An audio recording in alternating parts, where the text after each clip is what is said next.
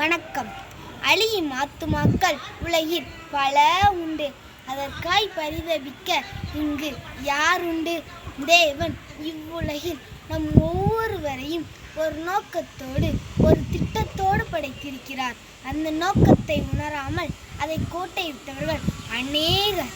ஆனால் அந்த பரம தரிசனத்திற்கு பங்குள்ளவராய் அவருக்கு பணி செய்ய தடையாயிருந்த அனைத்தையும் துச்சமென தூக்கி எறிய துணிந்தவர் ரேனியஸ். சாரஸ் தியோப்ளஸ் ஈவால் ரேனியஸ் 1790ஆம் ஆண்டு நவம்பர் 5ஆம் தேதி மேற்கு பிரஸ்யாவில் பிறந்தார். மேற்கு பிரஸ்யா இப்போது போலந்து தேசத்தின் ஒரு பகுதியாக இருக்கிறது.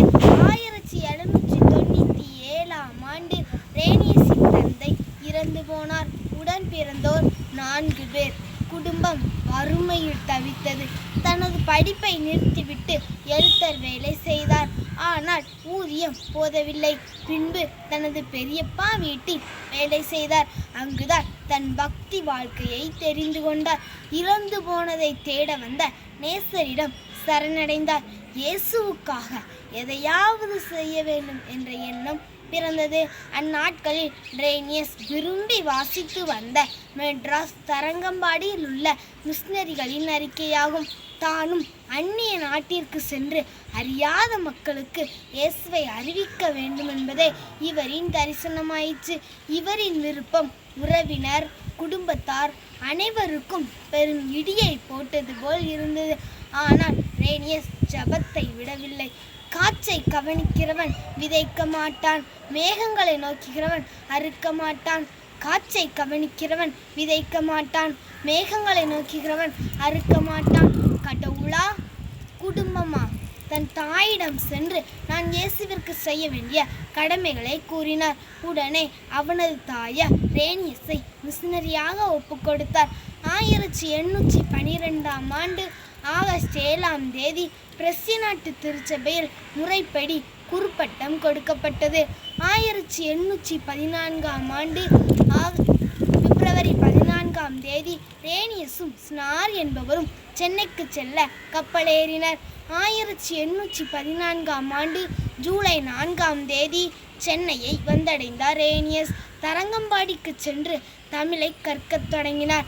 5 மாதங்களுக்குள் தமிழை வாசிக்கவும் எழுதவும் தெருப்பிரசங்கம் செய்யவும் ஆரம்பித்தார்.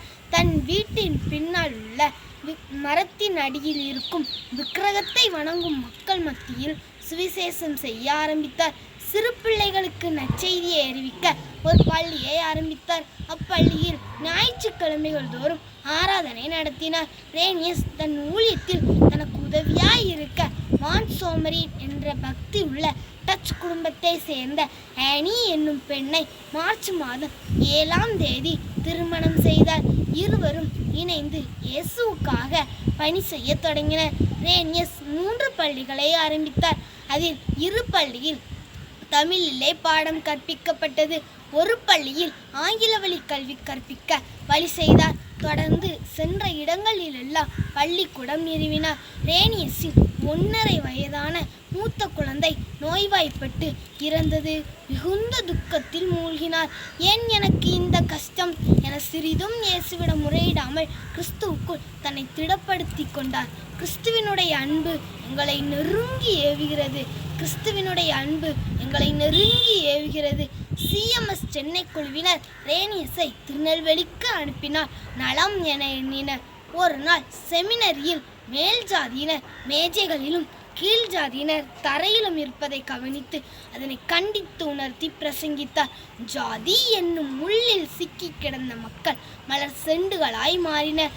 திருநெல்வேலி மக்களை எப்படியாவது இயேசுவுக்கு ஆதாயமாக்க வேண்டும் என்பதே ரேனியஸின் தீராத வாஞ்சை. ஞான உபதேச வினாவிடை ஒன்றை எழுதி இந்து மக்களுக்கு பிரசங்கம் செய்தார். துண்டுத்தாள் பிரசுர சங்கம் என்பதை நிறுவி அதன் மூலம் தேவையான பிரதிகளை எழுதி கொடுத்தார். அநேகர் இயேசுவை ஏற்றுக்கொண்டு ஞானஸ்தானம் பெற்றனர். திருநெல்வேலி மாவட்டத்தில் சபைகள் பெருகியது. 371 ஆலயங்கள், 107 பள்ளிகளை நிறுவினார்.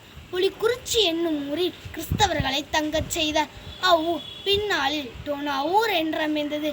கிறிஸ்தவராக மாறிய இந்து குடும்பத்தினர் தாமிரபரணி ஆற்றுக்கரையில் நடக்கும் குரங்கணி குடைவிழாவுக்கு செல்வதை தடுக்க பாளையங்கோட்டையில் 1834ஆம் ஆண்டு ஜூலை 9ஆம் தேதி மாம்பழச்சங்க பண்டிகையை தொடங்கினார்.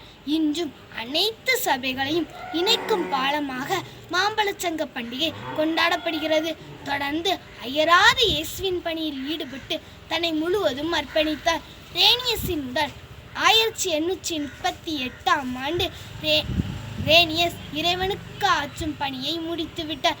ரேனியஸின் உடல் அடைக்கலாபுரம் என்ற ஊரில் அடக்கம் பண்ணப்பட்டது.